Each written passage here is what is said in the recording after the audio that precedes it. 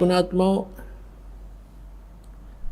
आज तक हमारे को यथार्थ ज्ञान सुनने को मिला ही नहीं, लेकिन आत्मा भगवान के लिए उसी दिन से तड़प रही है जिस दिन से ये उससे बिछुड़ कर आई है।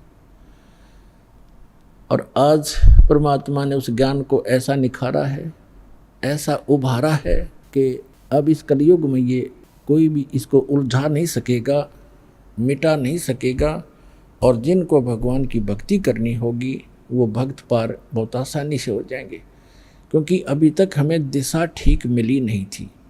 सभी मानते हैं, सभी संसार के जितने भी धर्म हैं सब मानते हैं परमात्मा एक है, लेकिन हमारे वर्तमान के धर्मगुरु हमारे धर्म ग्रंथों से ही परिचित नहीं हैं, और जिस कारण से हम अपना जीवन नाश कर रहे और भक्ति ना करके हम अपने मानव जीवन को व्यर्थ कर जाते हैं। फिर भूत पितर और ना जाने कैसे कैसे कष्ट उठाते हैं। तो पुण्यात्माओं, मनुष्य जीवन केवल परमात्मा पाने के लिए मिला है, और जब तक हमें सतगुरु नहीं मिलेंगे, सच्चा ज्ञान नहीं मिलेगा और कंप्लीट कोर्स ऑफ वर्शिप नहीं मिलेगा, तब तक हम चाहे कितना प्रयत्न भी करें, भक्ति भी करें, दान भी करें और चाहे अन्य कोई भी तीर्थ भी करते रहे, उससे कोई लाभ नहीं होगा। अपने आत्मा परमात्मा की लीला, परमात्मा की महिमा में लिखा हुआ है। परमात्मा लीला भी ऐसे ही करते हैं और हमारे सदग्रंथ भी उसको सेकंड करते हैं, उसका प्रमाणित करते हैं, समर्थन करते हैं। क्योंकि हम जितने भी धार्मिक जो धर्म बने हुए हैं और जितने धार्मिक व्यक्ति हैं, प्रत्येक अपने अपने सदग्रंथों को सही सत्य मानते हैं। हिंदू धर्म के अनुयायी अपने पुराणों को, अपने वेदों को, अपनी श्रीमद् भगवद गीता को, इनको सबको कति सत्य मानते हैं और बिल्कुल सत्य हैं, लेकिन हमें ज्ञान उसके विपरीत प्राप्त है। ऐसे ही पवित्र मुसलमान धर्म के धर्मगुरु अपनी कुरान शरीफ को अद्वितीय बुक मानते हैं, अल्लाह का कलाम, भगवान का वर्ड, भगवान की वाणी मानते हैं, लेकिन वो उससे परिचित नहीं है।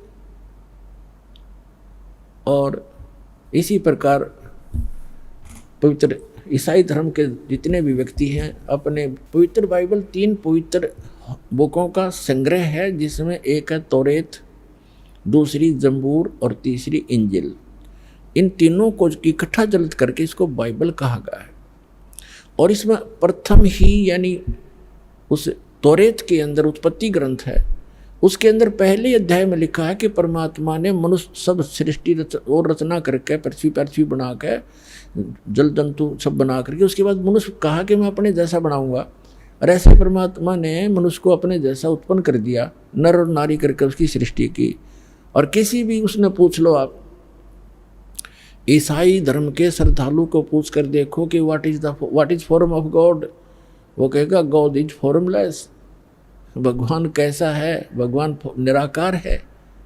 और फिर वो पवित्र बाइबल क्या बता रहा है?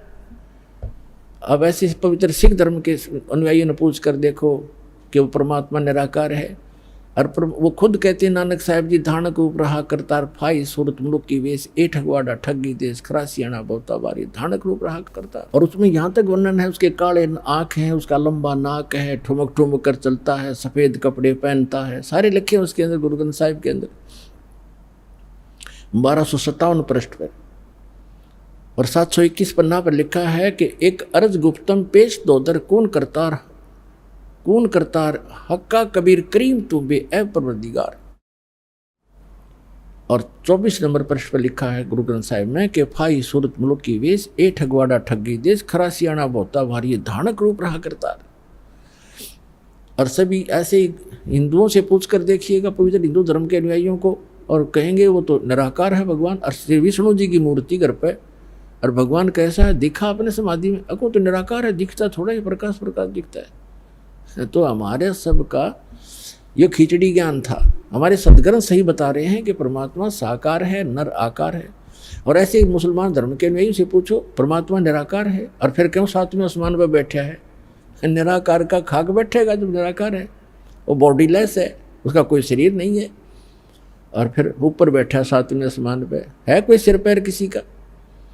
तो पुण्यात्मा, सौभाग्य आप सबका कि आपको ऐसा अनमोल जड़ी मिल गई है, ऐसा अनमोल ज्ञान मिल गया, अपना कल्याण कराओ, पीछा छुटवाओ। बोलो सतगुरुदेव की जय हो।